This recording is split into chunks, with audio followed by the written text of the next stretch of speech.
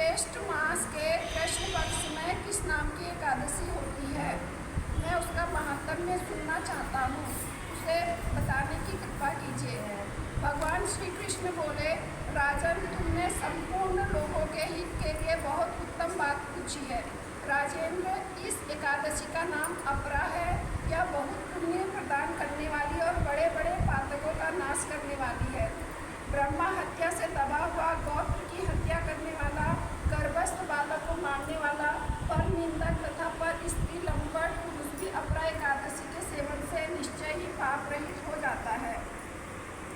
जो झूठी दवाई देता, महातोल में धोखा देता, बिना जाने ही नक्षत्रों की गणना करता और पूर्व से आयुर्वेद का ज्ञाता बनकर वैद्य का काम करता है, ये सब नरक में निवास करने वाले प्राणी हैं।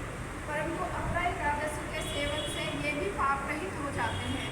यदि क्षत्रिय छात्र धर्म का परित्याग करके बुद्ध से भागता है तो वह क्षत्रियोचित धर्म से भ्रष्ट होने के कारण घोर नरक में पड़ता है। जो शिष्य विद्या प्राप्त करके स्वयं ही गुरु की निंदा करता है, वह भी महापातकों से युक्त होकर भयंकर नरक में गिरता है।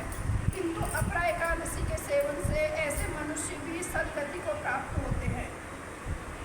माघ में जब सूर्य मकर राशि पर स्थित हो, उस समय प्रयाग में स्नान करने वाले मनुष्यों को जो पुण्य होता है, काशी में शिवरात्रि का व्रत करने से जो पुण्य प्राप्त होता है, गया में पिंडदान करके पितरों को तृप्ति प्रदान करने वाला पुरुष जिस पुण्य का भागी होता है, बृहस्पति के सिंह राशि पर स्थित होने पर गोदावरी में स्नान करने वाला मानव जिस फल को प्राप्त करता है, बद्रिकाश्रम की यात्रा के समय भगवान केदार के दर्शन से तथा बद्री तीर्थ के सेवन से जो पुण्य फल उपलब्ध होता है, तथा सूर्य ग्रहण के समय कुरुक्षेत्र में दक्षिणा सहित यज्ञ करके हाथी, घोड़ा और स्वर्ण दान करने से जिस फल की प्राप्ति होती है, अपरा एकादशी के सेवन से भी मनुष्य वैसे ही फल प्राप्त करता है।